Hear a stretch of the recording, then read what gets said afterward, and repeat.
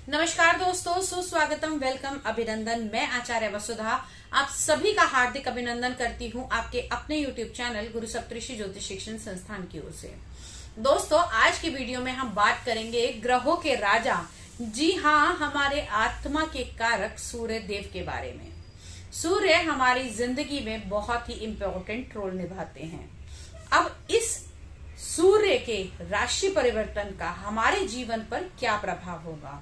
दोस्तों, हर संक्रांति पर सूर्य राशि परिवर्तन करते हैं। महीने में एक बार सूर्य का राशि परिवर्तन होता है, कभी 14, 15 या 16 तारीख के आसपास।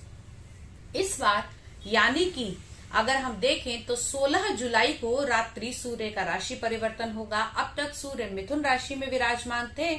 हमने पिछले वीडियो में बताया भी था आपको कि त्रिग्रही योग बना हुआ है। अब सूर्य मिथुन राशि से निकल कर आएंगे रानी की राशि, जी हाँ, चंद्रमा की राशि यानी कि कर्क राशि के अंदर।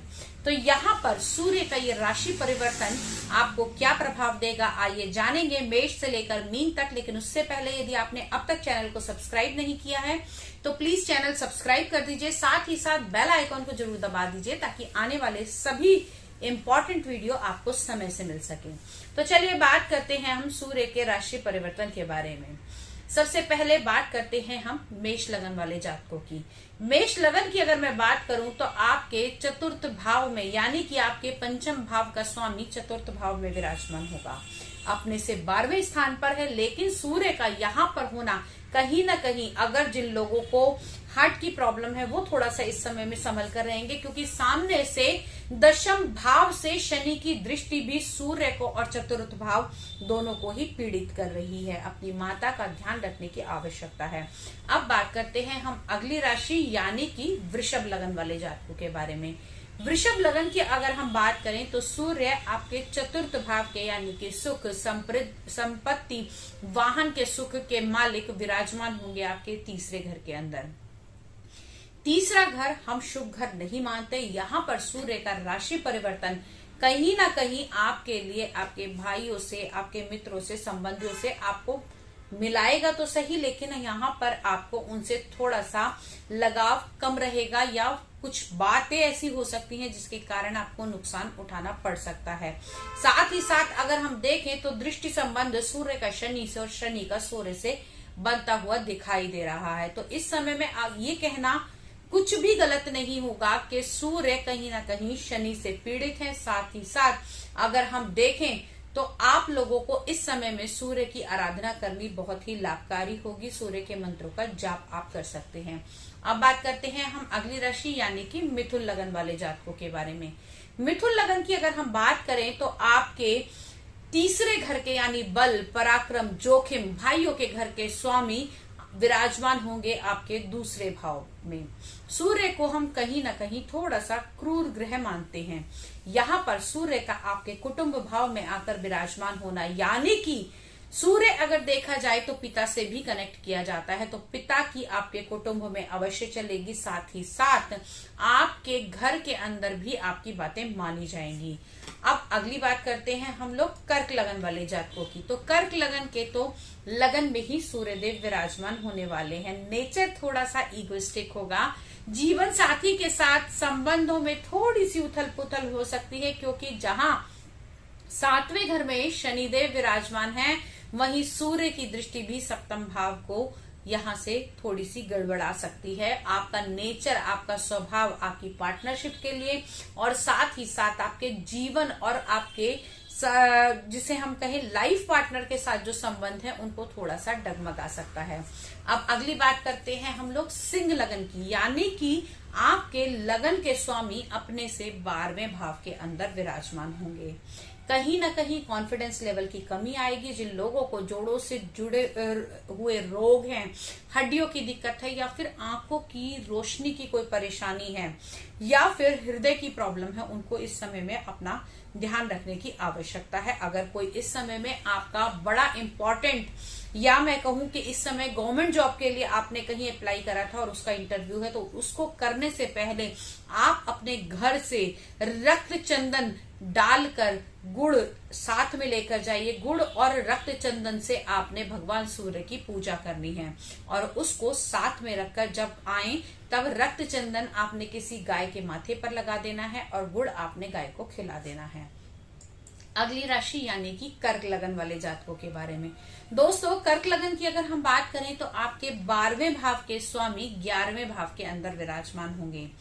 खर्चे थोड़े से कम होंगे क्योंकि 11वें भाव के अंदर सूर्य का आना कहीं ना कहीं आपको लाभ भी दिलाएगा और साथ ही साथ इस समय में अगर आपका कोई काम रुका हुआ था, कोई गवर्नमेंट से जुड़े हुए कुछ पेपर्स रुके हुए थे, कोई लीगल फॉर्मेलिटीज रुकी हुई थी, तो वो यहाँ से ठीक होती हुई दिखाई देंगी।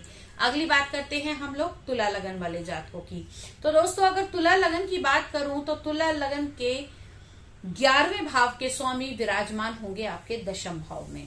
सरकारी जॉब करते हैं, वकील हैं, जज हैं, या फिर आप किसी प्रकार का ऐसा काम करते हैं जिसके अंदर आपकी बातों का लोग अनुसरण करते हैं, यानी कि किसी बड़ी कंपनी के बॉस हैं या फिर कोई टीम हैंडल करते हैं, या आपका किसी प्रकार का औषधि का बिजनेस है, तो आपके लिए ये टाइम पीरियड जो है वो अच्छा रहेगा। लेकिन इस समय में आपको अपनी लेबर को थोड़ा सा कंट्रोल करके चलने की आवश्यकता है। उनके साथ रिश्ते अच्छे बनाएंगे तो 10म भाव में कहते हैं कि 10म भाव में जब भी सूर्य आते हैं तो वो दिग्बली हो जाते हैं, और यहाँ पर सूर्य का आना, आपके प्रॉफिट्स के भाव का स्वामी आपके 10म भाव कर्म भाव के अंदर आना, तो जितना अधिक कर्म करेंगे उससे प्रॉफिट भी आपको मिलते हुए दिखाई देंगे। अगली बात करते हैं हम लोग वृश्चिक लगन वाले जातकों के बारे में। दोस्तों, अगर वृश्चिक लगन की बात करूं तो आपके कर्म भाव के स्वामी विराजमान होंगे आपके भाग्य भाव में। किसी भी स्थिति से देखा जाए तो सूर्य अपने से 12वें भाव के अंदर विराजमान हो रहे हैं, लेकिन यहाँ पर कहीं ना कहीं 9म और 10म का योग जो बन रहा है वो आपके धार्मिक कार्यों में आपको इन्वॉल्व करेगा।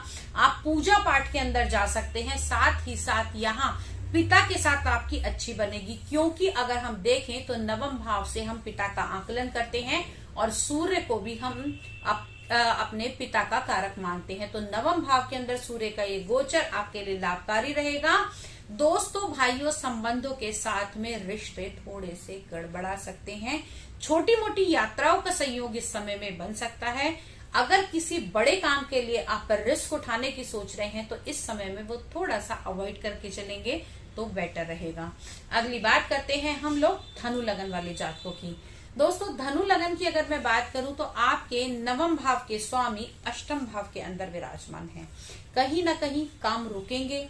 जो चीजें आपको लग रही थी कि इस टाइम पीरियड के अंदर बिल्कुल कंट्रोल करके बिल्कुल अच्छे तरीके से हो जाएंगी, वो इस समय काम रुक सकते हैं। अगर आपका इस समय में कोई बड़ा, जिसे मैं कहती हूँ, अगर किसी बड़े मेडिकेशन के लिए आप जा रहे थे तो बिल्कुल मत जाइएगा। साथ ही साथ जो लोग आइस से जुड़ा हुआ ट्रीटमेंट करा रहे थे तो उन लोगों को इस समय में रुकने की आवश्यकता है, क्योंकि आपके भाग्य भाव का स्वामी इस समय 8म भाव यानी कि मृत्यु भाव में विराजमान है। यहाँ पर आपको हड्डी से जुड़े हुए रोग दे सकता है। 9म भाव के अंदर अगर हम देखें तो कहीं ना कहीं आपके, जिसे हम कहते हैं कि मेहनत का फल उतना अधिक नहीं मिल पाएगा जितनी आप मेहनत करेंगे। अब बात करते हैं हम लोग मकर लगन वाले जातकों के बारे में। तो मकर लगन की अगर हम बात करें तो आपके 8म भाव के स्वामी 7म भाव के अंदर विराजमान होंगे। पार्टनरशिप अच्छी होगी। कंसंट्रेशन नहीं बन रही थी तो वो बनती दिखाई देगी। जीवन साथी के साथ में नेचर थोड़ा सा आपके जीवन साथी का ईगोस्टिक हो सकता है, बातों को समझने में दिक्कत हो सकती है, लेकिन ओवरऑल यदि मैं बात करूं तो चीजें थोड़ी सी सुधरती हुई दिखाई देंगी। हड्डियों से जुड़े हुए अगर कोई रोग है, साथ ही साथ अगर आपको कॉन्फिडेंस की कमी थी तो वो भी ठीक होती हुई दिखाई देगी। अगली बात करते हैं हम लोग कुंभ लगन वाले जातकों के बारे में। तो कुंभ लगन की अगर हम बात करें तो 7म के स्वामी 6ठे भाव के अंदर विराजमान हैं। पार्टनरशिप के लिए पैसा लोन ले सकते हैं। इस समय में लिया हुआ पैसा आपको उधार चुकाने में थोड़ा सा समय लग सकता है। साथ ही साथ आप जिन लोगों की डेली की इनकम बनी हुई थी उसके अंदर थोड़ी रुकावट आएगी। जो लोग दिन प्रतिदिन, जिसे मैं कहती हूँ कि डेली की पर्टिकुलर इनकम आपकी बनती थी, वो थोड़ी सी इस समय में रुक सकती है। आपको अगर देखें तो पेट के निचले हिस्से के थोड़े रोग परेशान कर सकते हैं। अगली बात करते हैं हम लोग मीन लगन वाले जातकों की। मीन लगन की अगर हम बात करें तो कहीं ना कहीं सूर्य देव जैसे कि आपके छठे भाव के स्वामी होकर आपके पंचम भाव के अंदर विराजमान होंगे। संतान, प्रेम, पुण्य कर्म, आपके इन सभी चीजों को हम पंचम भाव से आकलन करते हैं। तो यहाँ पर सूर्य का ये गोचर आपकी संतान के लिए तो अच्छा रहेगा, लेकिन इस समय में आपको आपकी संतान अगर किसी चीज की मैरिट की तैयारी कर रही है, कहीं पर कोई जॉब के लिए जा रही है, तो वो आपको फल अच्छे मिल सकते हैं। लेकिन आपको इस समय में थोड़ा ध्यान रखने की आवश्यकता है। शनि के मंत्रों का जाप, शनि का दान अगर आप करेंगे तो आपके जो काम रुके हुए थे वो बड़ी ही जल्दी हो जाएंगे। इनकम का भी आपको सोर्स मिलेगा। हेल्थ में आपके परिवर्तन आते हुए दिखाई देंगे, क्योंकि आपके छठे रोग, ऋण, जो शत्रु थे वो भी बदलते हुए दिखाई देंगे। तो दोस्तों, ये तो था मेष राशि से लेकर मीन राशि तक का सूर्य का राशि परिवर्तन कैसा रहेगा आपके लिए हमने जाना। अगले वीडियो में फिर से मिलती हूँ आपसे। तब तक यदि कोई कुंडली का विश्लेषण करवाना चाहते हैं, घर या फैक्ट्री का वास्तु कराना चाहते हैं, तो स्क्रीन पर दिए हुए नंबर पे हमें संपर्क कर सकते हैं। तब तक के लिए जय मां भगवती।